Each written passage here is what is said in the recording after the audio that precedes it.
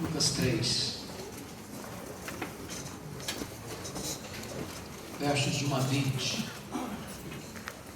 está escrito o seguinte: no 15º ano do reinado de Tibério César, sendo Pôncio Pilatos governador da Judéia, Herodes tetrarca da Galileia, seu irmão Filipe tetrarca da região da Itureia e Traconites, e Lisânias tetrarca de Abilene, sendo sumos sacerdotes Anás e Caifás, veio a palavra do Senhor, ou a palavra de Deus, a João, filho de Zacarias, no deserto.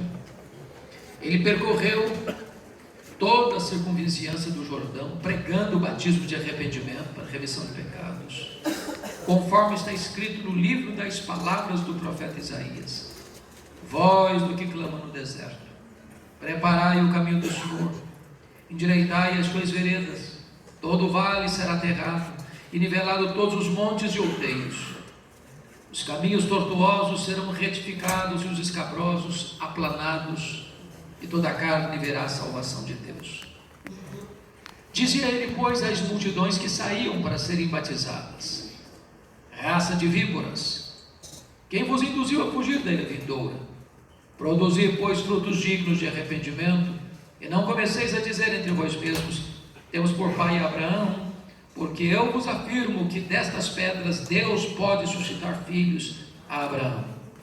E também já está posto o machado à raiz das árvores. Toda árvore, pois, que não produz bom fruto é cortada e lançada ao fogo.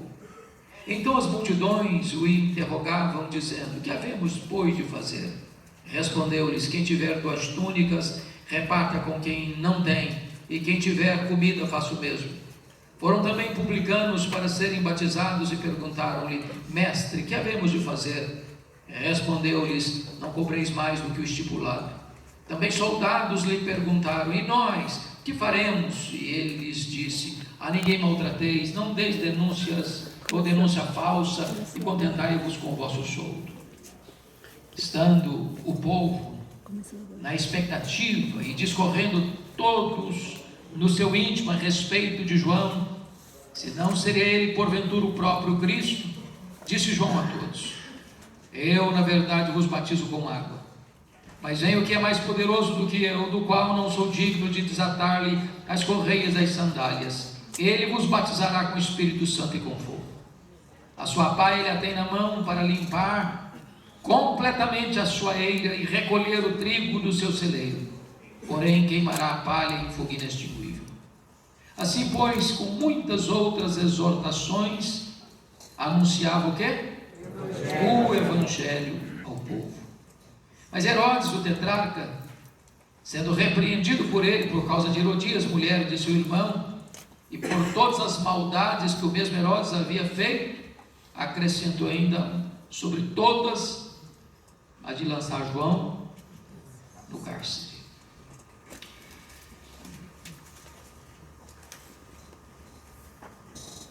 Deus levantou esse homem num tempo de grande crise, e ele como que prepara o caminho para o Messias, e o Evangelho chega numa cultura politeísta, de grande degradação política, moral e religiosa,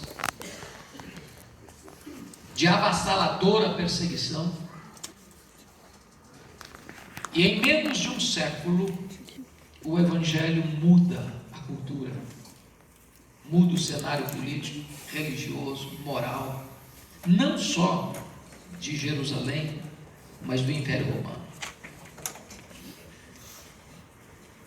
Ninguém pode transformar a cultura a não ser o próprio Deus pelo poder do Evangelho. E eu queria então apresentar a vocês hoje este cenário de João Batista, porque João Batista pode ser considerado a dobradiça entre o Antigo e o Novo Testamento. Ele encerra o Antigo e começa o Novo. Mas, cuidadosamente, João é apresentado a nós por Lucas num contexto histórico muito bem definido. E vale a pena você parar para perceber isso quando ele descreve isso nos versos 1 e 2. Vejam vocês, no 15º ano do reinado de Tibério César. Vamos retroceder só um pouquinho para nós compreendermos isso. Porque o Antigo Testamento encerra com Israel sob o domínio do Império Medo-Persa.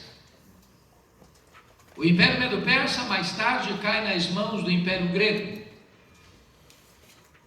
Filipe da Macedônia tem um propósito: helenizar o mundo. Seu filho, Alexandre o Grande, que começa a reinar com 20 anos, e em apenas 13 anos faz o mundo dobrar-se diante da sua bravura, porque morre aos 33 anos, espalha a cultura grega por todo o mundo.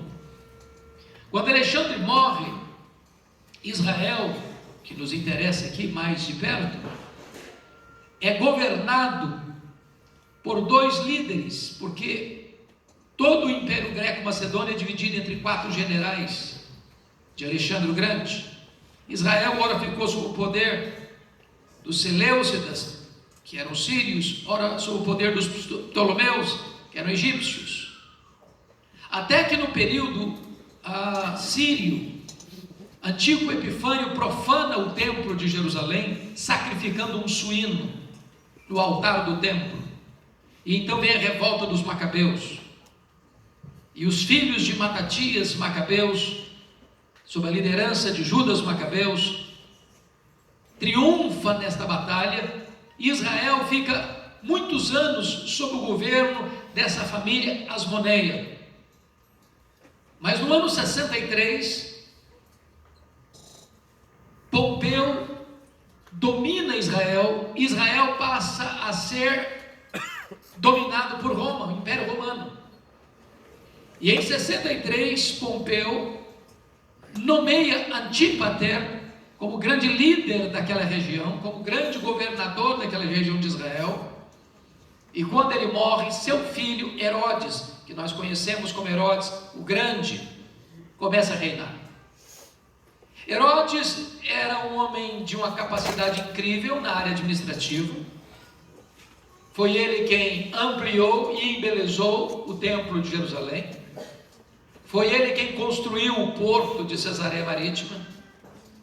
Foi ele quem construiu a fortaleza de Massada.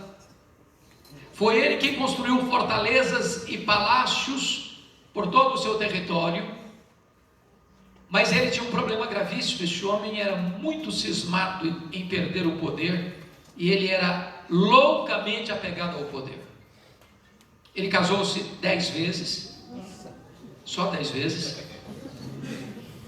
A sua esposa mais amada era Mariana, de família nobre, e logo que ele se casa com Mariana, ele dá um jeito de matar todos os membros nobres da sua família, que poderiam causar-lhe risco ao poder. Depois, a pedido da sua sogra Alexandra, ele nomeia Aristóbulo aos 17 anos como sumo sacerdote em Jerusalém. E por ser um rapaz brilhante, de grande carisma, começa a conquistar o povo, e ele não teve dúvidas, mandou matar Aristóbulo, porque parecia ser um risco para o governo dele.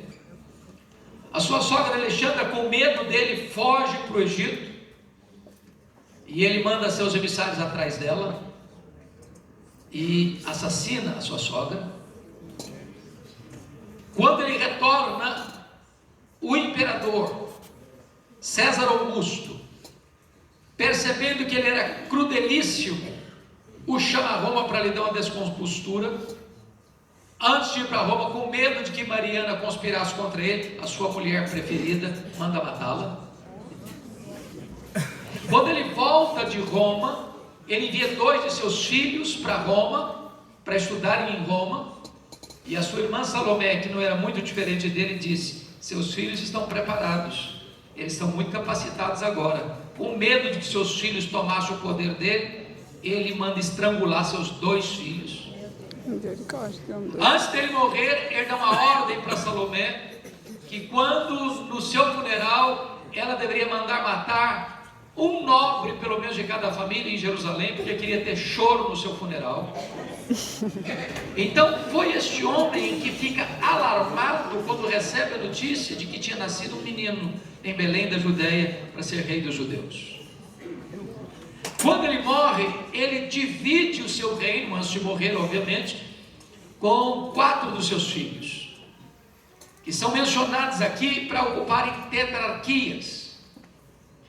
O texto nos informa que um desses filhos, que recebe a região da Judéia, aí vocês sabem que Jerusalém fica na Judéia, ele foi tão mau, foi tão terrível, o Arquelau, que os próprios judeus pediram que Roma depusesse esse rapaz, filho de Herodes, que constituísse na Judéia um elemento, um governador romano. E vocês sabem que a família herodiana não era romana. Então Roma aproveita o ensejo e nomeia um governador romano, e Pilatos vai ser o 5º governador romano. Então quando você vê o ministério de Jesus e de João Batista, já está aqui sob o governo de Pôncio Pilatos. E aí você vai perceber que o cenário é um cenário complicado. Então vamos olhar o que ele vai dizer aí. No 15º ano do reinado de Tibério César, sendo Pôncio Pilatos governador do Egito, da Judéia. Por isso que você está vendo Pôncio Pilatos, que não é da família de Herodes, porque o filho de Herodes foi deposto a pedido dos judeus, e Roma aproveita para nomear um governador romano em Jerusalém. Os demais são filhos dele, que vão governar uma 4ª parte, a tetrarquia. Mas esse Tibério César, é muito importante você entender isso. Ele reina exatamente do ano 14 depois de Cristo ao ano 37 depois de Cristo. Esse é o César que Jesus Cristo diz: dai a César o que é de César e a Deus o que é de Deus, que tinha a esfinge dele, a imagem dele na moeda. Esse Herodes, tetrarca da Galileia, é o Herodes que mandou prender João Batista, que mandou matar João Batista, que zombou de Jesus do seu julgamento, que se divorcia da sua mulher, que era filha do rei Aretas, para casar-se com a sua cunhada, que também era sua sobrinha. Portanto, o pecado de Herodes, além de adultério, também era um pecado de incesto. Vocês percebem que o cenário político, a partir do império e a partir da província, estava levedada por violência, por maldade, por crueldade, por depravação moral. A cultura estava completamente contaminada. Mas notem comigo ainda que o cenário religioso também é descrito. Vejam vocês comigo no versículo 2, sendo sumos sacerdotes Anás e Caifás. Olha só, se tinha um sumo sacerdote. Mas o que está acontecendo? Os partidos religiosos, fariseus e saduceus sobretudo, os fariseus na época que eles começaram eram um grupo de resistência à helenização, portanto era um grupo de reavivamento espiritual, mas que com o tempo a essência foi cedendo espaço para a forma, e de repente o movimento se transforma em um monumento de hipocrisia, de apenas aparência de santidade, mas sem essência da santidade. O grupo dos saduceus, que era o grupo da elite religiosa, o sacerdócio era todo ele tomado pelos saduceus, e eles se tornaram muito favoráveis aos interesses de Roma, e já não tinham mais fidelidade doutrinária. O negócio deles era o dinheiro, transformando o templo em covil de salteadores, fazendo a religião um instrumento do seu enriquecimento, a ponto de já o sacerdócio, o sumo sacerdócio, ser comprado a peso de ouro, por dinheiro. Então, chama a sua atenção que se o mapa político está complicadíssimo, o mapa religioso está pior ainda. Então, é nessa cultura decadente, está escrito no verso 2 assim: veio a palavra de Deus a João, filho de Zacarias. O Evangelho entra exatamente dentro de uma cultura completamente decadente. Na área política, na área moral, na área religiosa. Essa expressão, irmãos, veio a palavra de Deus a João, é muito importante, porque a palavra de Deus vem a João de uma maneira incomum. Quem é João? João é um cara meio esquisitão, não é? É, ué. O cara veste de maneira diferente de todo mundo. O cara se alimenta de uma maneira diferente de todo mundo. O cara vive no deserto. Ele prega no deserto. Talvez você não convidaria o João para pregar numa conferência da sua igreja. É só martelada. Então notem vocês que o Evangelho chega na cultura decadente para transformar a cultura. Agora, o que eu acho impressionante, que se ele pregava, vejam vocês, veio a palavra do Senhor a João, filho de Zacarias, aonde? Não foi no palácio, não foi no templo, foi no deserto. E aí eu aprendo uma lição aqui muito importante para nós pastores.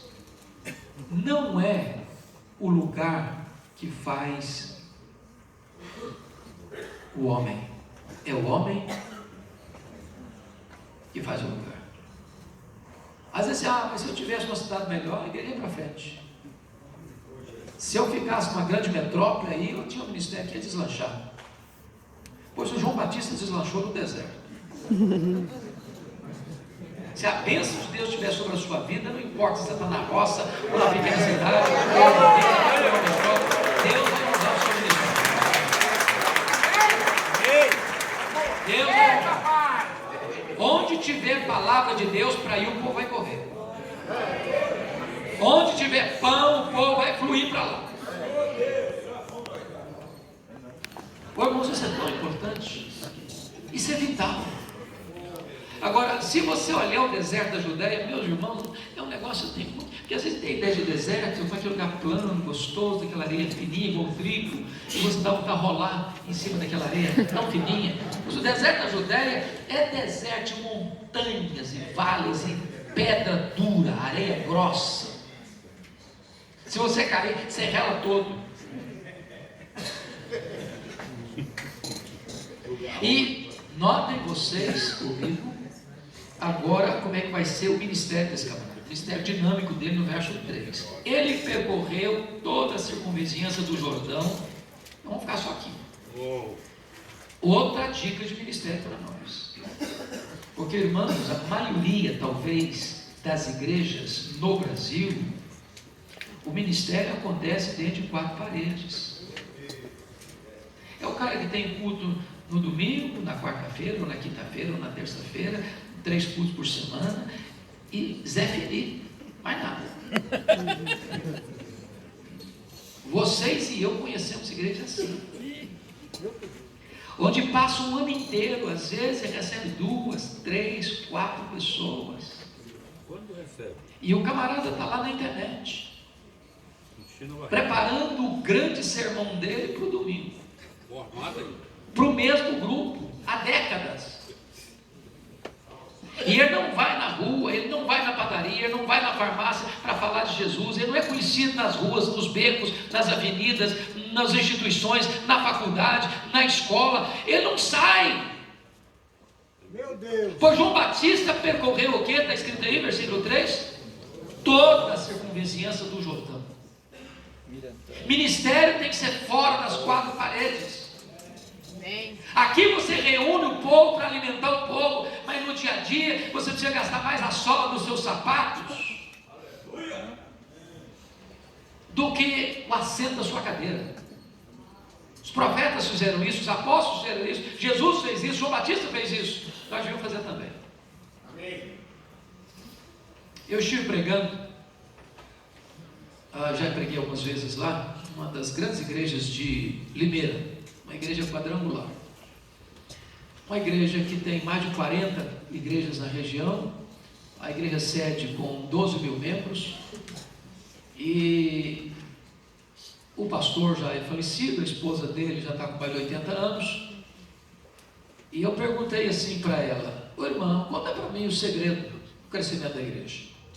Ela disse: quando nós chegamos aqui, pastor, nós tínhamos uma bicicleta para andar. Então o que a gente fazia? De porta em porta, segunda a segunda, nós saímos para a rua, batia na porta: sou pastor fulano de tal, vocês sabem se eu posso orar com vocês. Quando a pessoa deixava, nós entrávamos, líamos um texto da Bíblia, orávamos e falávamos: nós somos pastor aqui da igreja. E aí as pessoas foram vindo. Agora há pouco ele está dizendo para mim, falando uma palavra do pastor Gerê: o pior método é quando você não tem método nenhum, você não faz nada. Se você fizer alguma coisa, vai funcionar. Se você sair de porta em porta, funciona. Se você fizer trabalhos de grupos familiares dentro da sua casa, funciona. Se você distribuir literatura, funciona. Se você sair da fora dos portões da igreja e trabalhar, Deus vai honrar. Amém. Mas vamos ver agora, depois desse ministério dinâmico dele, a eficácia da pregação dele. Primeiro, o conteúdo da pregação. O que é pregou? Pregando o batismo de arrependimento para a remissão de pecados. Então esse era o conteúdo da pregação dele. Preste atenção. Porque hoje às vezes as pessoas estão pregando sem salvação, sem arrependimento. E aí vira adesão e não conversão. Então, antes do homem ser salvo, ele precisa entender que ele está perdido. É necessário que o arrependimento seja pregado, porque remissão de pecados vem em resposta ao arrependimento. A não ser que eu esteja consciente que eu sou um pecador, estou perdido, estou indo para o inferno, para que eu vou precisar de um Salvador? E parece-nos, meus irmãos, que esta é uma pregação hoje que já tem se ausentado de muitos públicos. Porque eu conheço, você também, pregadores, não, o povo já chega muito machucado, então vamos dar um banho-maria nesse povo, vamos dar um bálsamo para eles, vamos botar mel na boca deles, no sentido só de trazer coisa boa, que vai sair assim, levitando. Mas a não ser que você toque no ponto central, você precisa se arrepender. Então o Evangelho passa pela mensagem do arrependimento. O arrependimento é a grande manchete do reino de Deus. Porque não tem remissão de pecados, a não ser onde não tem o quê? Arrependimento. Ninguém pode esperar em Cristo se primeiro não se desesperar de si mesmo. Agora, qual é o fundamento dessa pregação dele? Olha aí para mim, versículo 4. O fundamento da pregação dele está na Escritura, conforme está escrito no livro das palavras do profeta Isaías. Então notem vocês que ele está pregando uma mensagem que ele não tirou da cabeça dele, ele não inventou essa mensagem. Ao pregar, depois de 400 anos de silêncio profético, ele direciona o povo para onde? Para a palavra de Deus. Então, essa é mais uma dica que nós temos aqui. Você precisa pregar a palavra de Deus. Você precisa expor a palavra de Deus. A promessa que nós temos na Escritura, que não volta vazia, não é a palavra do pregador, é a palavra de Deus. Deus não tem nenhum compromisso com a palavra do pregador. Deus tem compromisso com a sua palavra. O pregador não cria mensagem, o pregador transmite a mensagem. O pregador não é dono da mensagem, o pregador é servo da mensagem. Ele tem que abrir a Escritura e dizer: assim diz o Senhor. A autoridade dele não está no título que ele tem, na função que ele ocupa. A autoridade dele está na palavra que ele anuncia, a palavra de Deus. É por isso que João Batista ancora a sua mensagem nas Escrituras. Mas aí você vai ver a transformação que essa pregação vai produzir. Veja você aí no versículo 4 a 6. Conforme está escrito no livro das palavras do profeta Isaías: vós que clamam no deserto, preparai o caminho do Senhor e endireitai as suas veredas. Preste bem atenção. É claro que João Batista aqui é um engenheiro civil, o engenheiro de estradas, engenheiro de construção do reino de Deus. Ele não está falando de estrada, ele está falando de coração, está falando de pessoas. Você precisa preparar o caminho do Senhor para que Ele se manifeste. Você prega mensagem de arrependimento, a pessoa recebe a remissão de pecados, o Senhor entra naquela vida e transforma aquela vida. Você não tem poder de transformar, mas você prega uma palavra transformadora.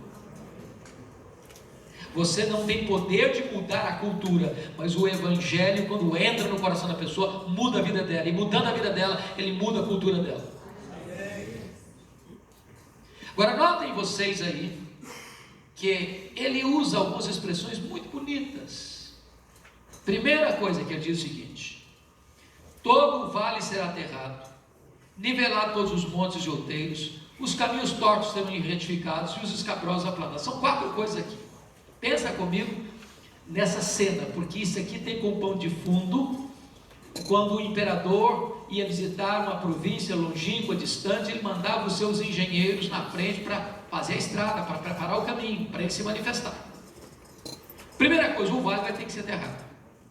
Vale de depressão, vale de pecado, vale de mágoa, vale de vício. O trator de Deus tem que passar aí e nivelar isso. Os montes falam de soberba, de altivez, de arrogância. Então o trator de Deus vai traçar isso aí e jogar isso tudo por baixo, tudo abaixo. Depois do caminho torto, da vida hipócrita, da vida dupla, vai ter que ser também endireitado. Nada de vida torta, a vida precisa ser reta.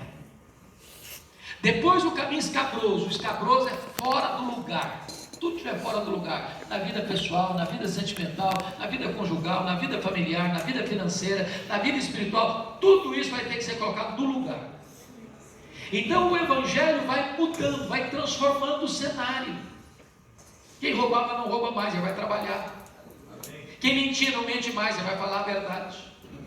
Quem era desonesto nos seus negócios, agora, além de ser honesto, vai socorrer e ajudar o próximo. Quem falava mal do seu vizinho, agora vai abençoá-lo. Quem batia na mulher ou era infiel à esposa, agora vai honrar a esposa. Quem tratava o marido de maneira ruim, amarga, não respeitosa, vai ser um bálsamo na vida desse homem.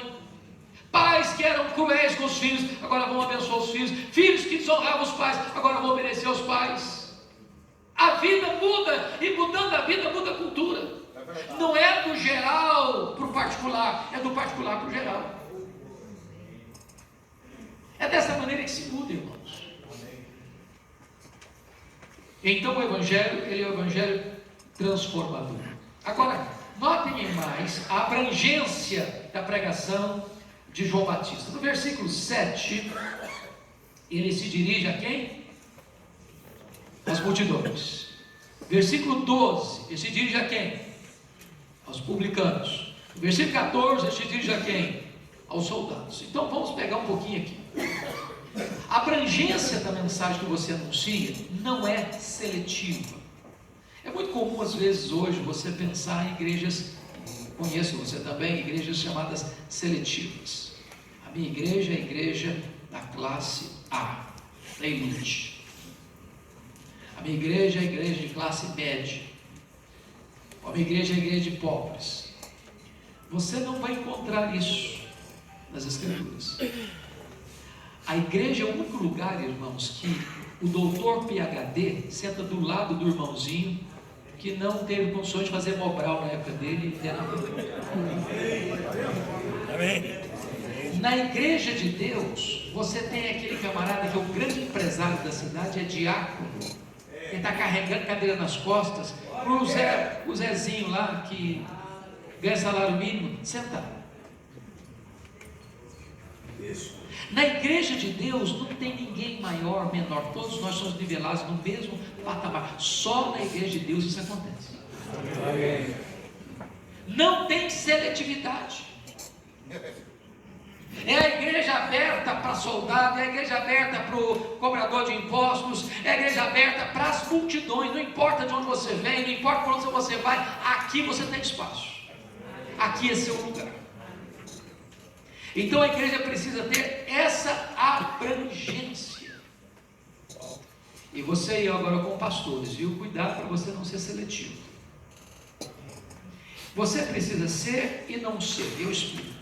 Você precisa ser seletivo num aspecto, porque você precisa ser responsável com os dons, com as oportunidades que Deus lhe dá. Então, se você pode pregar para 1000 pessoas, você dá preferência a pregar para 10, porque você tem um alcance maior. Mas se você fala assim, não prego mais para 10, aí você está sendo seletivo. Eu vou explicar. Certa feita eu liguei para um cidadão para convidá-lo para um trabalho especial na igreja e eu não consegui falar porque estava blindado. Aí com muito custo consegui falar com a secretária. Ela respondeu assim: o nosso pastor não prega mais em igrejas, só em grandes encontros.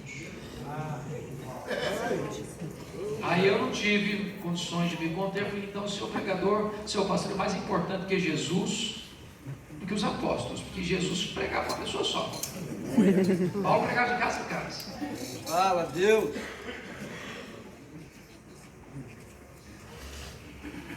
Você deveria ter agenda deliberada para pregar naquela igreja mais remota. E as pessoas não vão conseguir pagar a passagem para você e você vai pagar do seu bolso para ir. E ainda deixar uma oferta para eles. Para você não achar que você é muito importante. Você não é importante, o importante é Deus. O importante não é o pregador, o importante é a pregação. O importante não é o evangelista, o importante é o evangelho. O importante não é o vaso de barro, o importante é o que está dentro do vaso.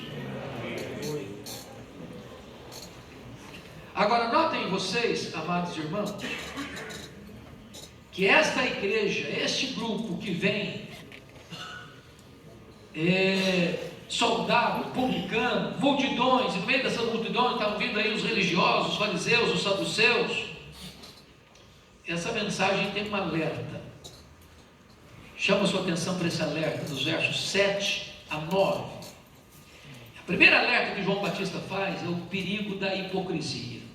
Dizia, pois, às multidões, ele e as multidões que saíam para serem batizadas: raça de víboras. Por que ele está dizendo isso? Não é nada elegante, né? Não, hoje ele não pode fazer isso, claro. É nem que a gente faz, louvado seja Deus. Mas por que ele está fazendo isso?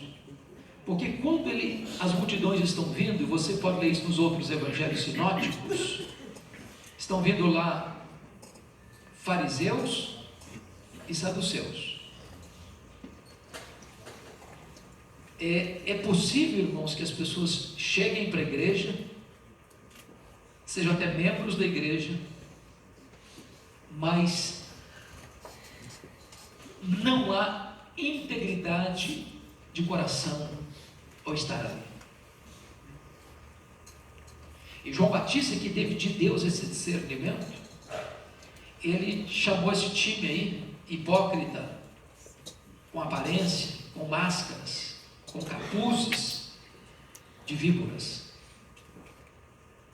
perigosas, venenosas, que escondem o veneno atrás da língua, atrás das presas.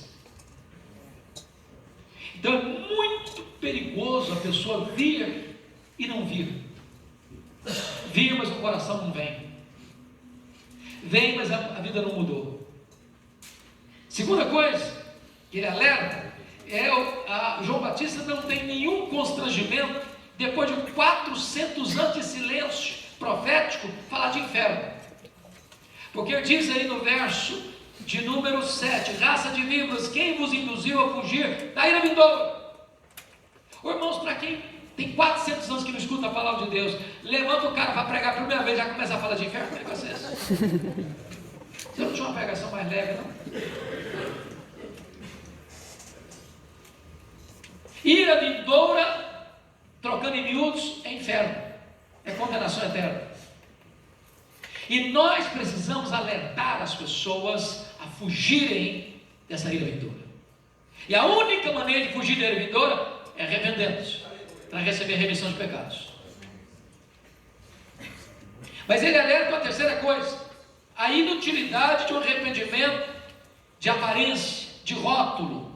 Olha comigo o versículo 8: produzir, pois, frutos dignos do arrependimento. Em outras palavras, não é arrependimento, e novamente arrependimento, e novamente arrependimento, e novamente arrependimento, é arrependimento e frutos dignos de arrependimento. Não é arrependimento de discurso, é arrependimento de verdade. É mudança de conduta. A palavra arrependimento, vocês sabem, ela tem 3 elementos: é mudança de mente, é tristeza segundo Deus, e é dar meia volta. Amém. Ou seja, primeiro, você é convencido de que você está fazendo errado, da maneira que você está vivendo está errado. Segundo, você tem uma tristeza segundo Deus por isso. E terceiro, você muda a conduta. Por isso João Batista está dizendo: produzir frutos dignos de arrependimento, porque os fariseus estavam vindo, mas a vida não estava mudando.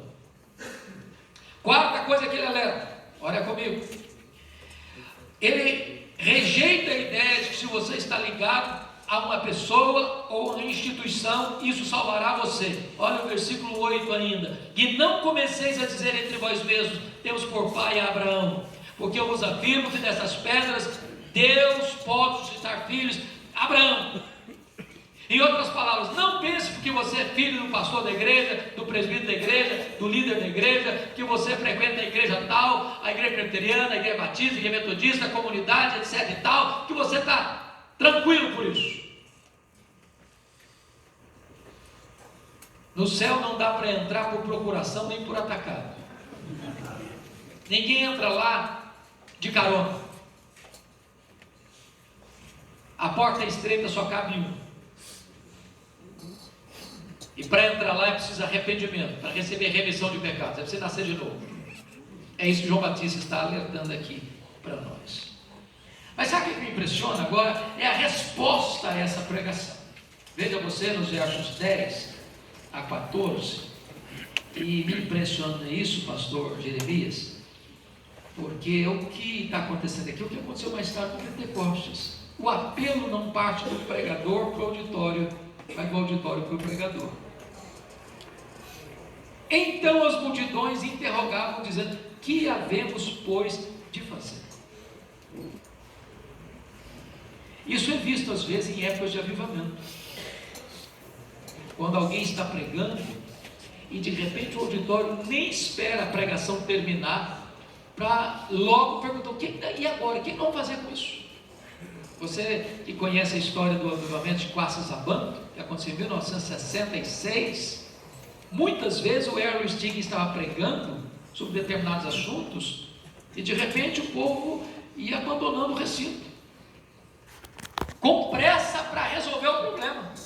Quando ele pregou, por exemplo, se você trouxer a tua oferta ao altar, lembrar que alguém tem alguma coisa contra você, deixa a tua oferta, vai, reconcilia com o teu irmão, depois vem e faz a sua oferta. Ele estava pregando e ele foi se esvaziando. As pessoas estavam com tanta pressa para ir pedir perdão uns para os outros, que não aguentaram esperar terminar o sermão. Quando Pedro está pregando em Jerusalém, o povo está perguntando: o que vamos fazer? Arrependei-vos, cada um de vós seja batizado em nome do Senhor para a remissão dos vossos pecados, recebereis o dom do Espírito Santo. Essa promessa é apenas para vós, é para os vossos filhos, para quanto o Senhor ainda chamar.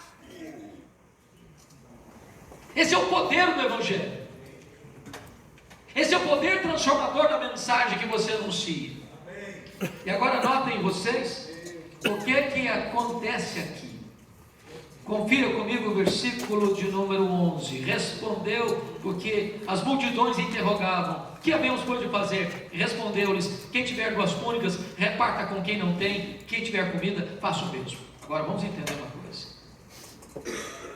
da roupa e da comida não leva ninguém para o céu. Da roupa e da comida não é o arrependimento.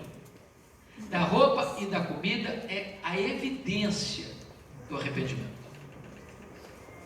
Eu posso sair por aí fazendo bazar, eu posso sair por aí distribuindo roupas de madrugada, eu posso sair daí para levar sopa de noite para as pessoas que estão nas calçadas, e isso é um gesto bonito, isso é um gesto importante, isso é um gesto necessário, mas esse gesto em si não é o arrependimento. Ele deve ser o quê? A evidência do arrependimento. Ele não é substituto do arrependimento, ele é uma demonstração do arrependimento.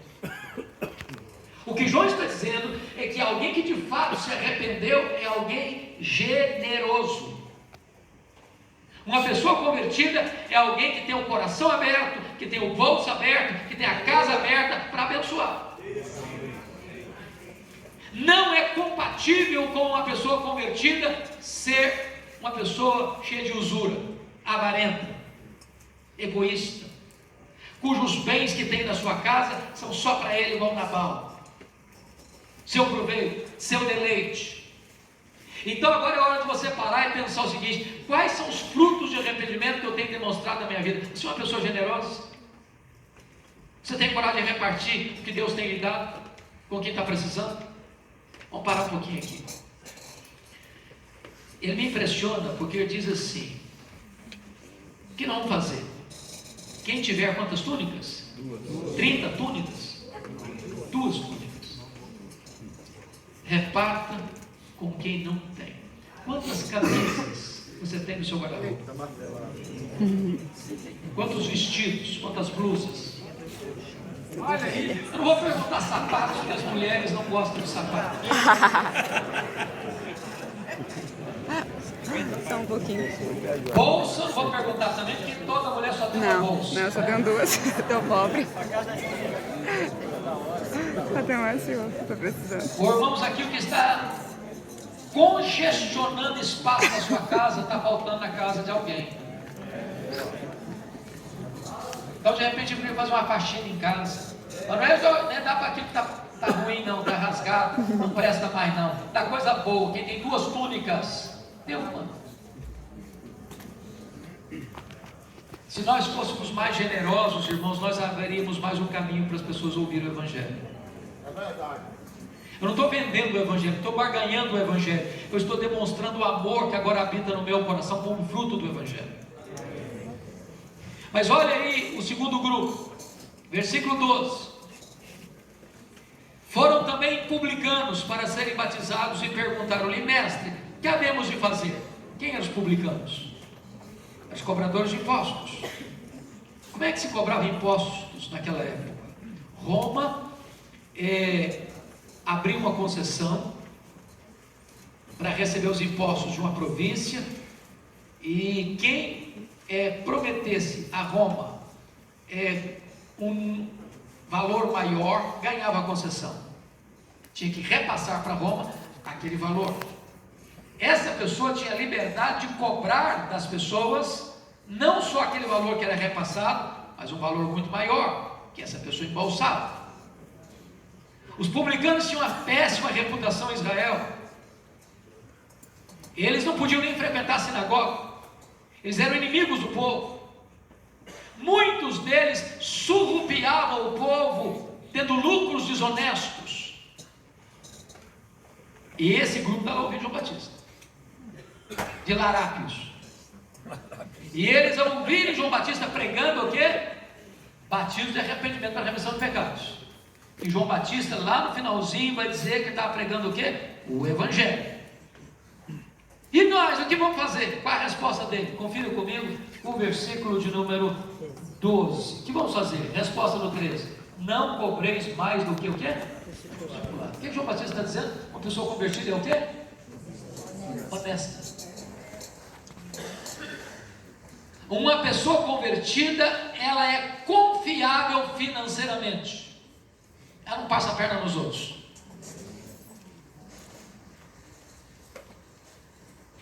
Os negócios dela são feitos na luz. Ela não se aproveita da situação para lucrar, locupletar-se. É hora da gente parar para pensar nos empresários, nos negociantes. Sabe, irmãos, uma das coisas mais complicadas, e você pode ler isso em Neemias, só para dar uma ilustrada aqui. Leia Neemias 5. Quando você chega em Neemias 5, uma das coisas mais chocantes que eu vejo é que o povo estava trabalhando na obra, os nobres, os magistrados, os sacerdotes, os perfumistas, os homens, as mulheres. Chega um momento que há um murmúrio dos trabalhadores. E aí, olha, a nossa panela está vazia, porque nós tivemos que penhorar nossas terras, nossas vinhas, nossas casas, nossos filhos, para comprar pão, para pagar imposto. E aí acontece o seguinte: aqueles que eram ricos, aproveitando da miséria daqueles que estavam lá, conseguiam comprar suas casas no aperto, suas terras no aperto, suas vinhas no aperto. Aí eu aproveito que você está com corda no pescoço, e quem dita o preço que vai pagar sou eu. Estavam oprimindo as pessoas. E João Batista confronta isso: isso é usura, isso é pecado. Vocês fazem isso por duas razões: porque vocês não temem a Deus, vocês fazem isso porque vocês não amam as pessoas. O Evangelho, irmãos, muda essa cultura da exploração. O Evangelho muda essa cultura do enriquecimento, aproveitando a miséria do outro, a desgraça do outro, o sofrimento do outro para se locupletar. O Evangelho restaura o princípio da integridade dos negócios. Mas que mais? Olha o versículo 14 comigo. Também soldados lhe perguntaram: e nós que faremos? E eles disseram: a ninguém maltrateis, não deis denúncia falsa, contentai-vos com o vosso soldo, com o vosso salário. Por que ele está dizendo isso? Porque muitas vezes esses cobradores de impostos mancomunavam-se com os soldados para dizer o seguinte: o camarada cobrava tanto de imposto lá, mas eu não tenho, eu não posso pagar. Aí entrava o soldado na jogada: ou paga ou sofre as sanções. Porque levava uma bolada por trás. João Batista está dizendo uma coisa para os soldados: vocês não precisam deixar de ser soldados. Não é pecado ser soldado, não é pecado ser cobrador de imposto. Agora, você não pode, usando a farda que você usa, aproveitar-se dessa função que você ocupa, oprimir as pessoas, dar denúncia falsa. Você não pode querer complementar o seu salário agindo desonestamente, subornando, recebendo propina. O Evangelho restaura a cultura da integridade, não só nos relacionamentos, mas também nos negócios. Amados irmãos, agora prestem bem atenção. Vamos ver a postura desse camarada como pregador. Versículos 15 e 16, confiram comigo aí. Estando o povo na expectativa e discorrendo todos, quantos? Todos no seu íntimo a respeito de João, se não seria porventura o próprio Cristo. Isso me impressiona. Porque o camarada era tão forte, ele era tão eloquente, ele era tão eficaz no ministério dele. Não foi um grupinho que pensou isso não. Todos começaram a cogitar. Todos. Quem são todos? As multidões. Se porventura ele não era o próprio Cristo. Oh, irmãos, aqui está um perigo enorme. É o perigo de botar alguém no pedestal. É o perigo de botar um líder lá em cima, de incensar o líder. Leia a história e vocês vão ver que muitas vezes o povo favorece a queda de pessoas, de lideranças, porque o próprio povo quer botar o líder lá em cima. E tem muitos líderes que amam isso, que gostam disso. Se João Batista tivesse engolido essa isca venenosa, ele poderia pensar: bom, na verdade, pensando bem, eu sou um fenômeno. Olha aí, tem 400 anos que nunca ninguém viu isso acontecer. Mas ele não engoliu isso. Louvado seja Deus. Ele foi claro: eu não sou o Messias, eu não sou o Verbo, eu sou apenas uma voz que clama no deserto. Eu não sou a luz, eu vim apenas para testificar a respeito da luz, a verdadeira luz que vindo ao mundo ilumina todo homem. Eu não sou o Cordeiro de Deus. Eu aponto para ele, eis o Cordeiro de Deus que tira o pecado do mundo. Eu não sou o noivo, eu sou apenas amigo do noivo. Eu batizo com água, mas aquele que vem depois de mim é mais poderoso que eu. Ele nos batizará com o Espírito Santo e com fogo. Eu não sou nem digno de me curvar, desatar as correntes das suas sandálias. O meu lema é: convém que ele cresça e que eu diminua. João Batista está nos ensinando um princípio, irmão. Nunca queira receber a glória que só pertence ao Senhor Jesus Cristo. Nunca queira ocupar uma posição de Deus nunca colocou você. Este é o princípio aqui. Agora vejam vocês, a limitação do pregador. Eu acho isso aqui magnífico. Você pode ler o versículo 16 comigo?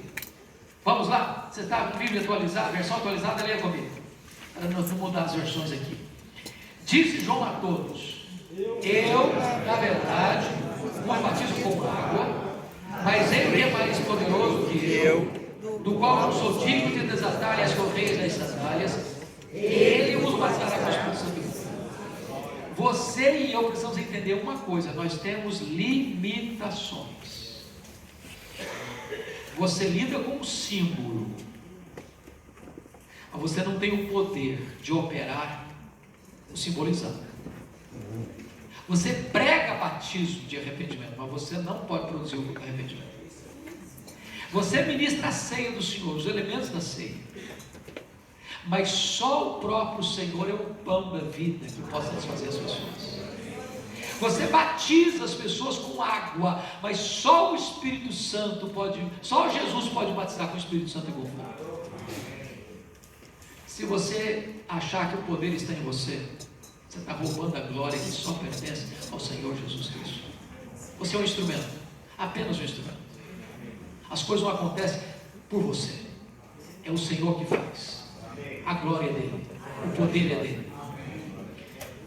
Todo pregador precisa entender isso, a sua limitação, até onde ele vai. Agora, para fechar, irmãos, eu quero concluir, e eu queria trazer à sua memória 3 coisas. Primeiro, o confronto do pregador, versículos 17 e 18. Olha aí comigo. A sua pá ele a tem na mão para limpar completamente a sua ilha e recolher o trigo do seu celeiro, porém queimará a palha em fogo inextinguível. E aqui, com muitas outras exortações, anunciar o Evangelho ao povo. A ideia aqui para mim é a seguinte, irmãos: hoje a igreja é composta de gente crente, de gente não crente, de ovelhas e de cabritos, de ovelhas e de lobos, de gente que é e gente que parece que é, mas não é, de membros da igreja, e nem sempre o rol de membros da igreja confere com o livro da vida. Então, hoje não dá para você arrancar o joio, porque você pode arrancar trigo junto com o joio. O meu papel é de pregar e não de exercer o papel de juiz. Agora, vai chegar um dia em que o Senhor da igreja vai separar o que é palha e o que é trigo, o que é salvo e o que não é não salvo, os verdadeiros dos hipócritas. Entenda isso. Não é seu papel fazer esse julgamento, é seu papel pregar o Evangelho. E esse julgamento quem vai fazer é o Senhor, no dia do juízo. Agora veja você comigo a coragem do pregador. Isso aqui é um desafio para mim, ainda hoje, talvez para você também. Versículo 19. Mas Herodes, o tetrarca, sendo repreendido por ele por causa de Herodias, mulher de seu irmão, e por todas as maldades que o Herodes havia feito. Ô gente, isso aqui é mexer em desespero. Você é mesmo agora botar a mão lá numa caixa de marimbondo. O João Batista conhecia bem de perto a família herodiana. Ele sabia a vocação que essa família tinha para a maldade, para a crueldade, para a vida devassa. E agora esse Herodes Antipas, que é o tetrarca da Galileia, que nem é da jurisdição dele, porque o João Batista é lá da Judéia, Esse Herodes vai a Roma, e ele é casado com a filha do rei Aretas, se engraça com a mulher de seu irmão, a Herodias, que também é sua sobrinha, e ele seduz essa mulher, e ele leva essa mulher a abandonar o marido, e voltar com ele, vir com ele para Jerusalém. E Herodias exige que Herodes se divorcie da sua mulher, que era filha do rei Aretas, e ele se divorcia da mulher para casar-se com a sua sobrinha e com a sua cunhada. Quando João Batista vê isso, ele repreende Herodes. Ele diz: não é correto isso que está fazendo. Mas o cara é um tetrarca, o cara é uma autoridade política, o cara não quer saber disso. Agora eu vou fazer uma apanhada. Se você e eu hoje começássemos a tocar em vida de político,